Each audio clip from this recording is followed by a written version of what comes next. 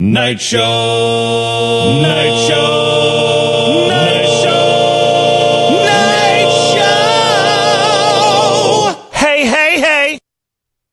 How we doing? Night Show Live with Ryan Roberts on Facebook. Oh, yeah, turn down your volumes on your phones, or else we're going to have problems. We're going to be here every night at 8 p.m., bringing you all kinds of guests from comedians to psychics to Mike Lapatino. He comes in every Wednesday to do what Mike Lapatino does best, talk about all kinds of things. Today, our guest is Mike Wolf Lombard, Connecticut superfan. Well, not most, but lots of Connecticut residents are talking about how it's time to get the F out. Mike here is on the other side of that coin, and he's saying stay in Connecticut, and he's got a lot of reasons why. First, let's check out with our new sports correspondent up on Patriots territory, Southie Steve. So I got a call last night, 10 o'clock. It's Ryan from PLR. He's like, hey, dude. He's 65 years old, still says dude every 5 seconds. Hey, dude. I'm like, what's up, bub? He's like, I need some content for my Facebook page.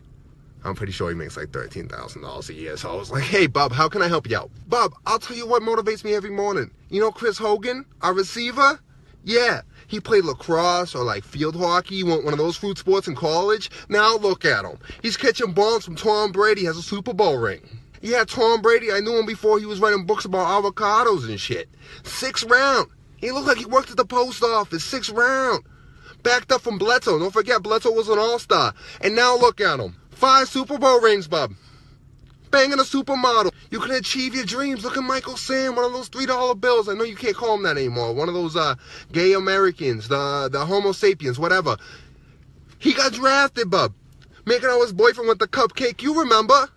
Tell your fans they can do whatever they want, bub.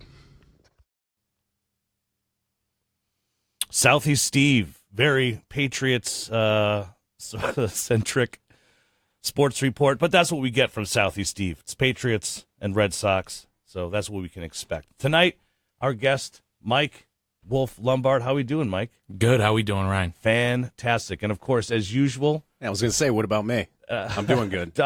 Listen to my voice. I'll get to you. Something wrong? Angelic voice. Yeah. The dulcet tones of Jim Lombard III. So Mike is a Connecticutian, Nutmegger, proud flag-waving patriot of Whaler Nation. Right, and, of course, the Whaler shirt that everyone can see. Couldn't come unprepared. Boom.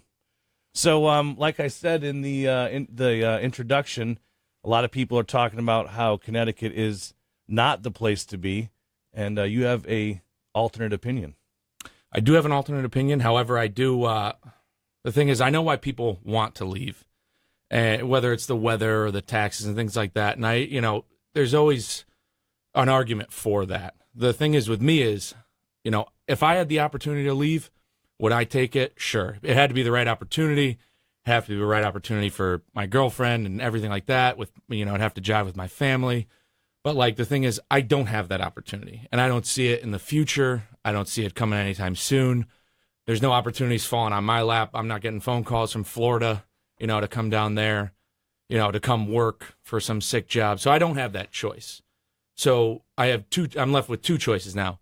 Do nothing, sit on my couch, troll the WFSB comments section, or take a look around, look that I live in a 400-year-old region with the best food in the country, elite basketball, history, and I can go out there and enjoy it, try and make it better, lobby for it, bring my friends around.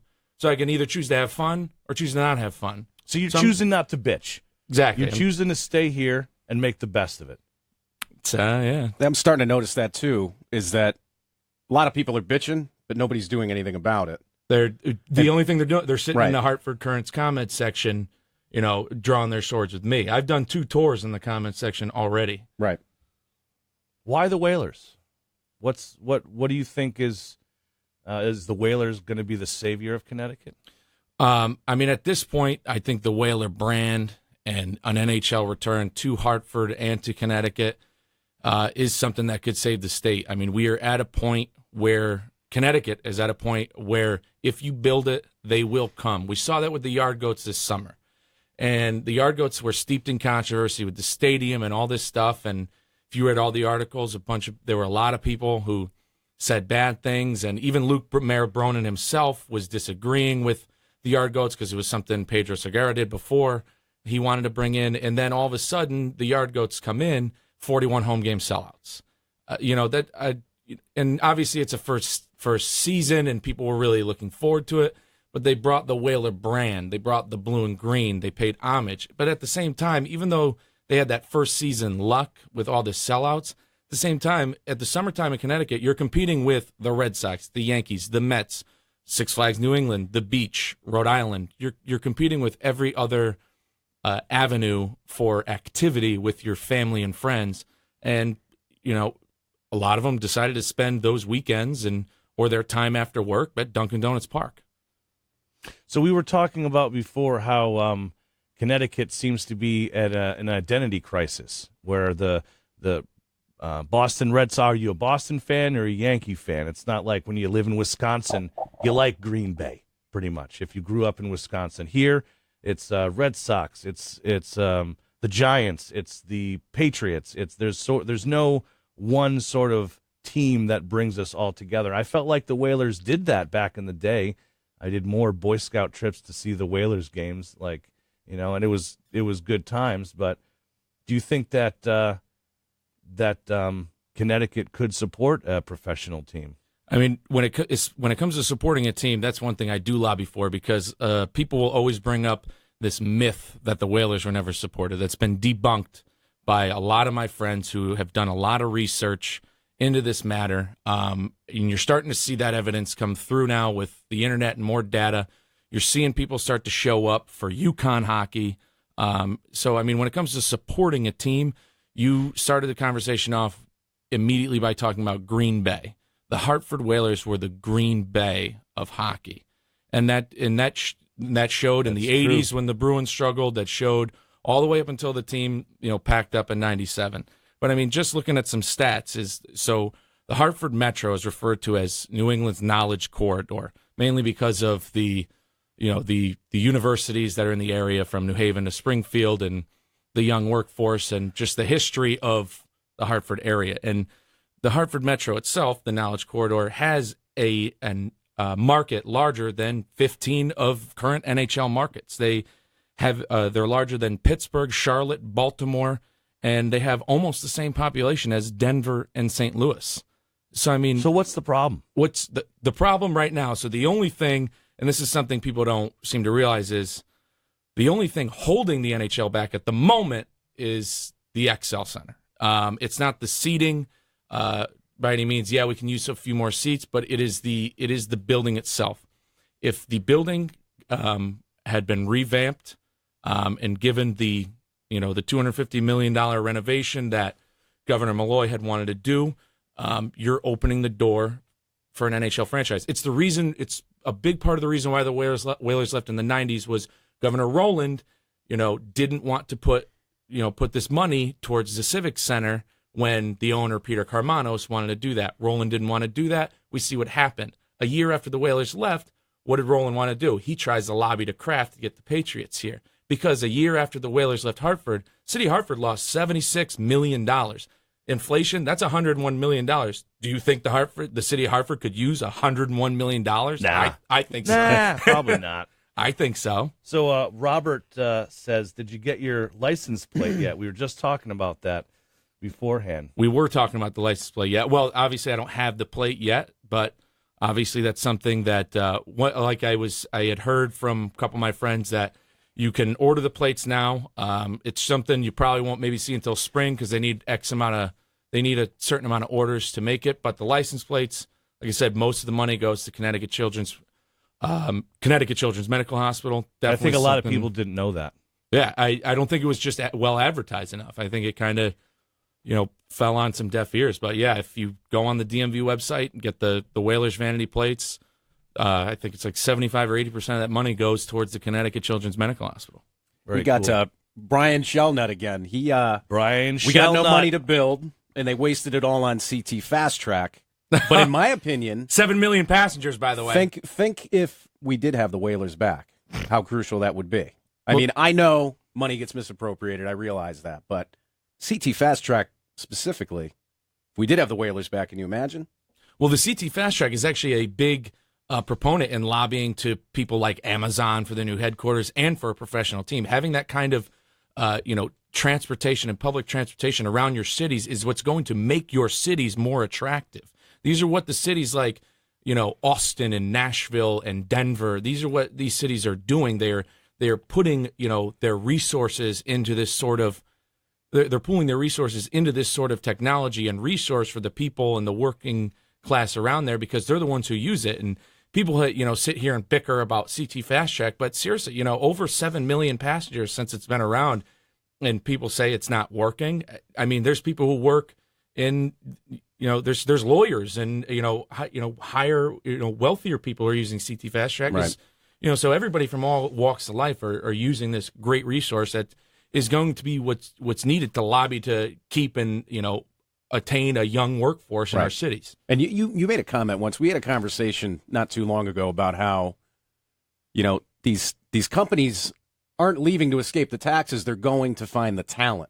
And yeah, exactly. That's the biggest thing, especially if you're ever parading the WFSB comment section, is people think that, these taxes, drove Aetna and GE out of town, with torches or something like that. But if you look at where these companies have gone, GE and Aetna, and where they're paying, they're not going to tax havens. They're going to tax nightmares. Right. They're going to Boston and New York. But the thing is, they're going to these cities because they're fun. So you have people like the CEO of GE who referred to the Fairfield campus as a morgue. He said, I could walk out of my office in Fairfield and I can't even get a sandwich. I walk out of my office in Boston and there's 5 small startups going on right next to me. I mean, you have, Aetna moving to Chelsea, New York, because it's a cool neighborhood. Because the thing is with millennials, my generation, we are the ones moving back into cities. We're not having kids at 22 like our parents might be. We want to live in the cities and we want to do stuff after work. And we're going to pay the type of money to live in that city to be able to live where we work and play where we live and work as well. And these are just factors that are being grossly ignored, by our aging workforce who isn't realizing that as they are retiring and stuff like that, to keep a young workforce around our cities, you need to make them more attractive. Boston and New York are more attractive. They're going to go. However, like I've said, we don't need to be Boston. We don't need to be New York. We need to be Connecticut. We need to be Hartford. We need to be like how Nashville is being, like Austin, Texas is being, like Denver, like Charlotte. If you talk to anybody 20 years ago, who was moving to Charlotte, North Carolina, or any of these types of cities? Even, Detroit's making one of the biggest comebacks ever, and Detroit making the comeback has had that trickle effect to all the other Michigan suburbs.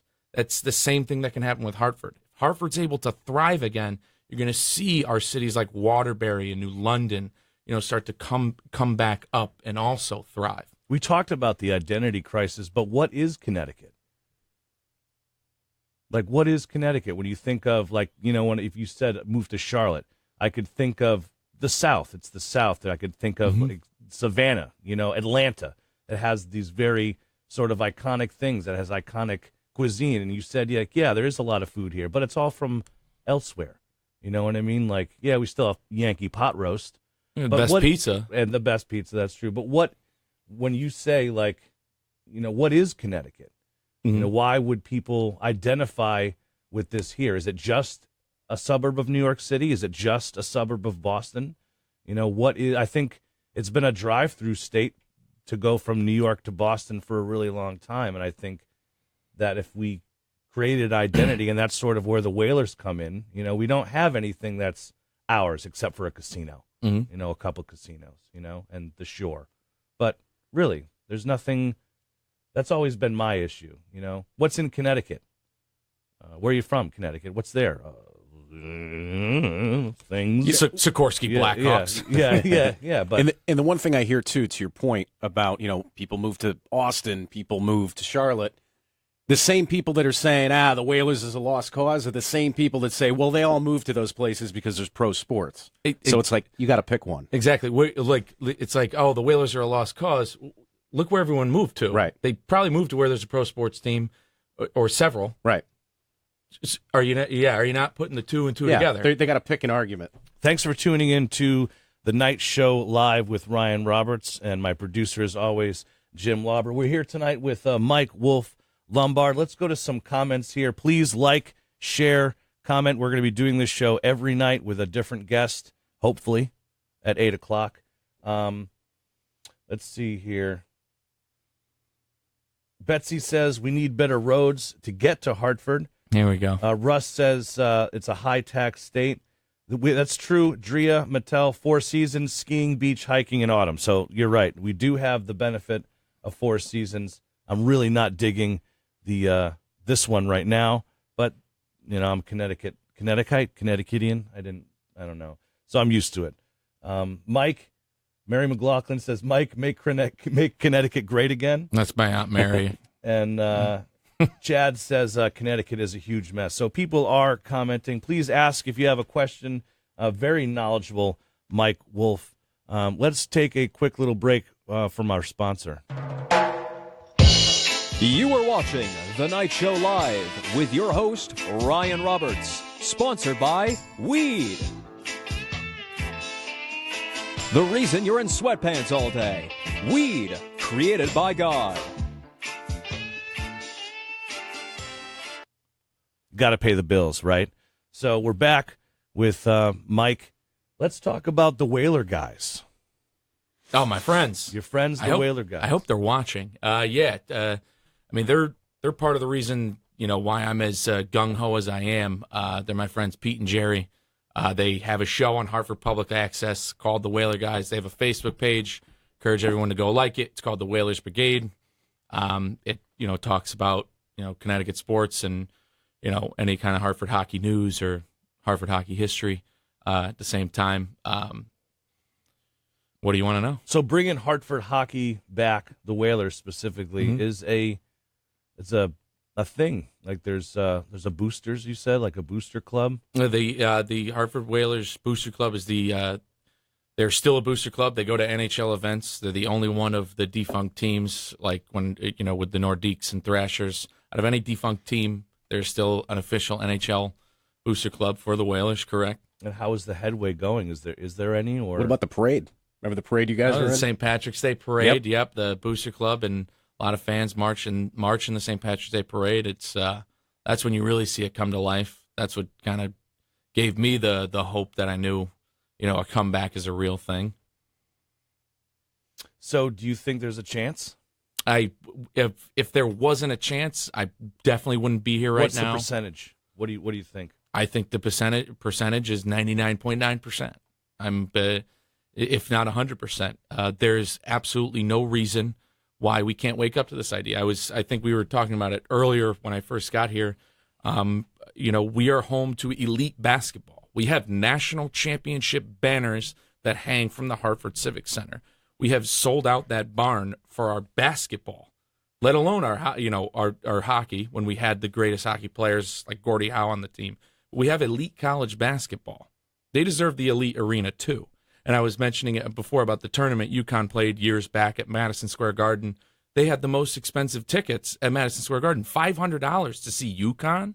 See UConn basketball, $500. And people paid for that. People paid $500 to see the Whalers.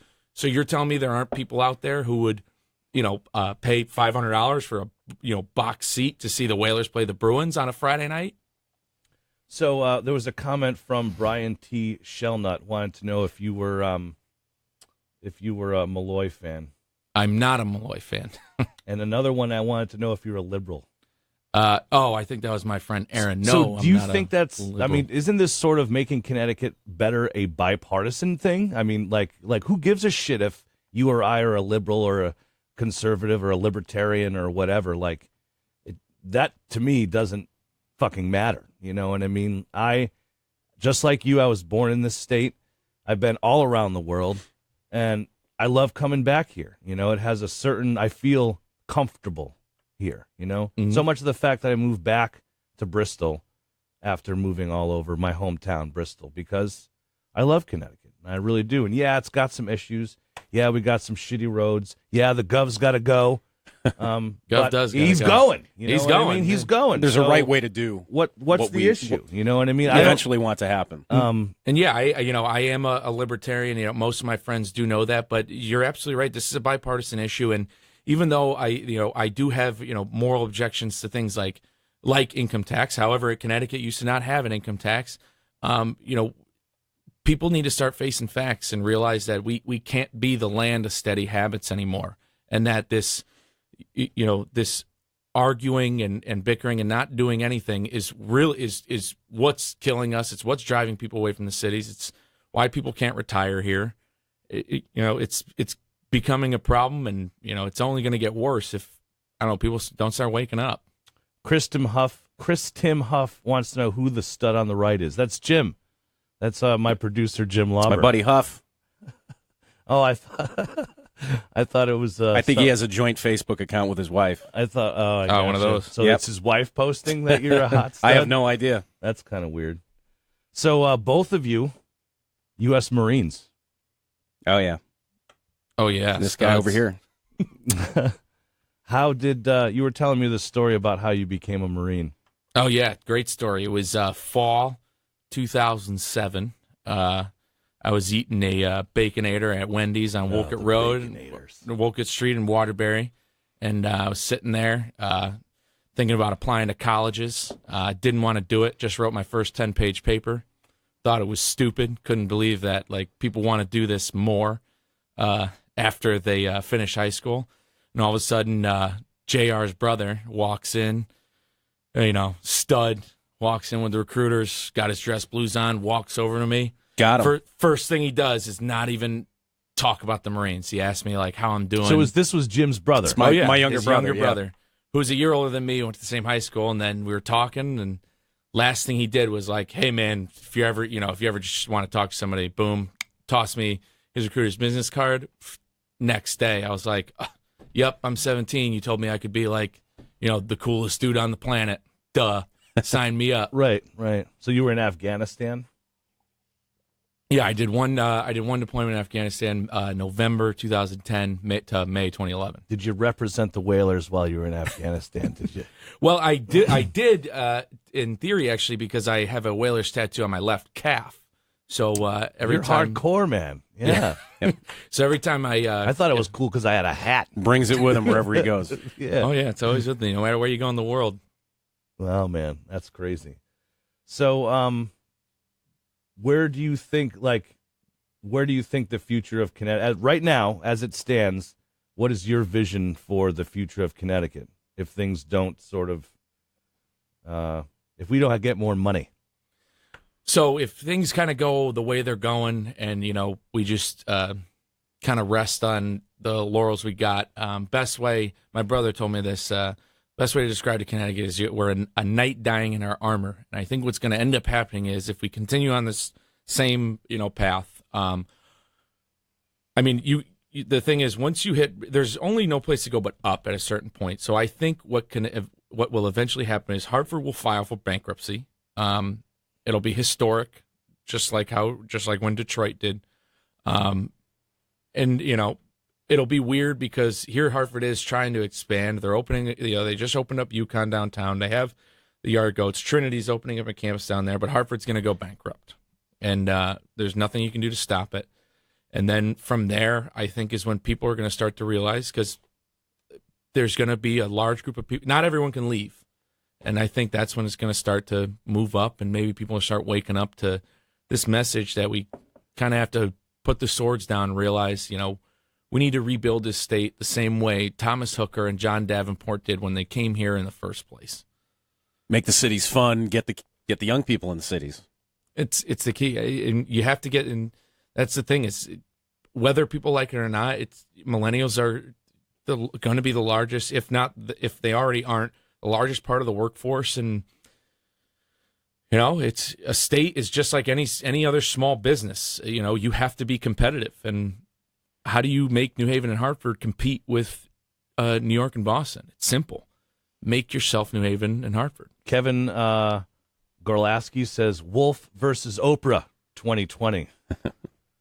And Aaron Andrew Keith Hall, Mike has been the driving force behind converting my wife and I from Connecticut haters to appreciating this state. Nobody loves this place more than him. And I'm definitely getting Best that. comment on there. Yeah, I'm definitely getting that vibe. And it is a glass half full kind of attitude. You know, if you're going to live here and if you are going to be stuck here, because I don't have other opportunities, I don't have, Florida's not knocking on my door offering me $100,000 to do Facebook Live videos, you know. So I am here. I have a family here. I have a house here. I have my parents here. So I am stuck here. And I agree with a lot of our listeners. Yes, Connecticut does need some improvement. Yes, Connecticut has some shit-tastic parts to it.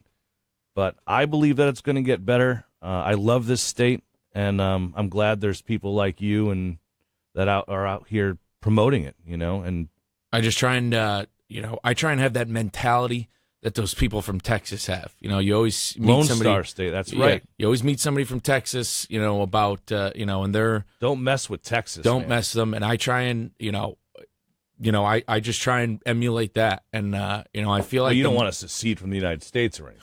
No, we don't need to do all that type of stuff. But we going back to the identity crisis. If just fake it, fake act like it, fake like you love Connecticut, fake like learn a little bit about the history, and like eventually it'll start to get you kind of frothed up and juiced up when you start to learn about the type of guys who came from here: Mark Twain, J.P. Morgan, Charles Goodyear. Mm-hmm. Look at the people who walked in, on Nathan Hale. Nathan Hale, heroes like Nathan Hale. We have, heroes from the state, who walked in these cities before us. If they can Catch come that back, spirit. If they can come back now and see the way people acted and how lethargic and apathetic they were about the cities that they built, I think they'd say that there's hell to pay over that. And, we're doing a disservice to the people who came before us by not acting like Connecticut is Texas, or by we're not even acting talking like politically here. No, not at all. We're talking on a base level of quality of life. I remember the quality of life in Connecticut used to be really amazing. That was the 80s when everything was amazing.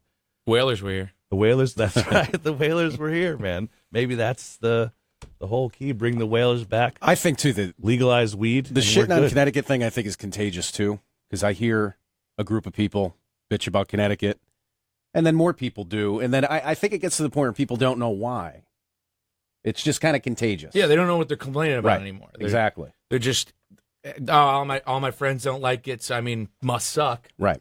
It's, people talk about, Hartford sucks, guess it sucks, but when was the last time you were at the XL Center? When was the last time you went to downtown New Haven? When's the last time I'm the one who's in the stands at, sold out UConn games. Right. And the Goats. And sold out Yard Goats games, but. Which surprised me. I didn't think it was going to go that way, but look where it is. Right. Took right off. Roy Coolahan says, the longest I have ever waited to register in my car in Oklahoma was 15 minutes. Yeah, because it's Oklahoma. Yeah, no one lives in freaking Oklahoma. I spent 3 months in Oklahoma actually at artillery school, and I know exactly why he waited 15 minutes, because it was probably only him there. Right. Do they have car emissions in Oklahoma? I know in Florida they're just like, whatever. It runs. Fine. It's fine. Yeah. Does it run? Is it spewing black smoke? Doesn't matter.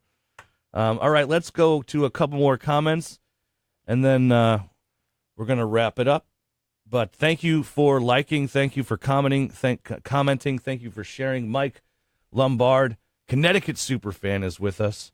Ryan Lynch says, get rid of the post office. FedEx is doing great. Sean says, last time at the XL Center, barstool blackout, hell of a time. Someone else said, Kathy, it is great, meaning the state, but we need to get rid of the governor. A lot of govs got to go. That is happening, though. But not that we're trying to steal that. When it comes to the governor, though, I'll tell you what, and I'm not I'm not one to defend Malloy by any means, but I tell you, there have been gubernatorial candidates who said this, and I'll say this too: we didn't get in this mess in the past 4 or 8 years. This mess started And I can give it you can give it the starting point. It's when Governor Weicker implemented the state income tax. I think that was the beginning of the end in Connecticut. And then when Roland came in, with these, and Roland and Jody Rell with these very lavish state pensions that we have to now uphold have really affected us, have really affected the state, especially considering people are leaving. Especially when they go to collect their pension. When they're collecting their pension, and these people are obviously living longer. So, I mean, where Malloy, the thing is, Malloy had an opportunity, and, he punted it right in the stands. He could have helped, but he didn't. Someone said, raise your hand, Ryan, so I did. Betsy says the country is in a mess now. So one of the things I do want to mention is that the night show really is not a political show at all. I don't want to talk about Trump. I don't want to talk about, I don't want to support either way. This is a show about having fun, and I knew having you on was going to bring up a little bit of turmoil as far as polarizing some of the people in the audience. However, like I said, to me, this isn't about politics. This is about a state that I love and that you love. We stood pretty clear of that stuff. Yeah, in my opinion, we stood pretty clear. Reading some of the comments here, it's they're kind for the most part, but I do miss the New Haven Coliseum too, man. Yeah, I saw Fish the first time, New Haven Coliseum. Good times, fantastic times. So thank you everyone for commenting. Thank you, Mike, for coming on our show. Thank you, Mr. Roberts. And we're going to have you back because this was the comment section seems a little lit. It was a lively conversation, and you want to leave them wanting more. So we're going to do that. Mike Lombard, Connecticut superfan, my producer as always, Jim Lauber the third. We'll be back tomorrow with Mike Lapatino, and we'll have you back next month if that's okay. Absolutely. Let's go Whalers. You're going to come back. Let's go Whalers. Thank you to everyone that commented. Thank you to everyone that liked, and thank you to everyone that shared. Night Show Live with Ryan Roberts on 99.1 PLR.